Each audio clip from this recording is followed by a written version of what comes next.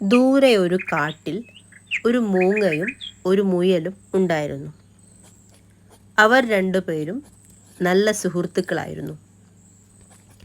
ഒരു ദിവസം മൂങ്ങ തൻ്റെ സുഹൃത്തായ മുയലിനോട് പറഞ്ഞു, എനിക്ക് ഒരു സ്ഥലം വരെ പോകേണ്ടതുണ്ട്. ആ ദിവസം നീ എൻ്റെ ക്യാരറ്റ് തോട്ടം നോക്കണം എന്ന് പറഞ്ഞാൽ വേറെ ആരെയും തോട്ടത്തിലേക്ക് കടത്തിവിടാതെ, തോട്ടം നശിപ്പിക്കാതെ ആ ഒരു തോട്ടം നോക്കണം.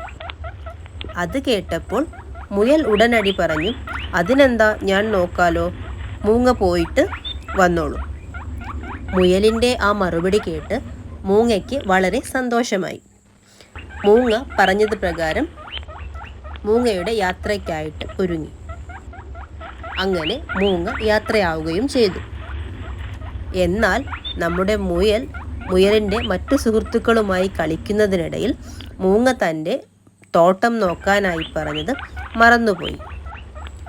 തക്ക സമയത്ത് കുറച്ച് രസികന്മാരായിട്ടുള്ള അണ്ണാന്മാർ ആ തോട്ടത്തിലേക്ക് വരികയും ക്യാരറ്റ് മുഴുവൻ തിന്നു തീർക്കുകയും തോട്ടം നശിപ്പിക്കുകയും ചെയ്തു.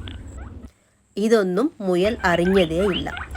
അങ്ങനെ മൂങ്ങ തൻ്റെ യാത്ര കഴിഞ്ഞ് വീട്ടിലേക്ക് മടങ്ങി വന്നപ്പോൾ മൂങ്ങ കാണുന്നത് തൻ്റെ തോട്ടമെല്ലാം നശിപ്പിച്ച് ക്യാരറ്റെല്ലാം തിന്നു തീർക്കുകയും ചെയ്തതാണ്. മൂങ്ങയ്ക്ക് അത് കണ്ടപ്പോൾ വളരെയധികം ദേഷ്യവും സങ്കടവും വന്നു. അപ്പോഴേക്കും നമ്മുടെ മുയലും കളിയൊക്കെ കഴിഞ്ഞ് തോട്ടത്തിലെത്തിയിട്ടുണ്ടായിരുന്നു. മുയൽ ആ തോട്ടം കണ്ടപ്പോൾ തന്നെ തൻ്റെ അബദ്ധം മനസ്സിലാക്കുകയും അതുപോലെ തന്നെ നാണക്കേടും തോന്നി. മുയൽ പതുക്കെ മൂങ്ങയുടെ അടുത്തേക്ക് വരികയും ക്ഷമ പറയുകയും ചെയ്തു.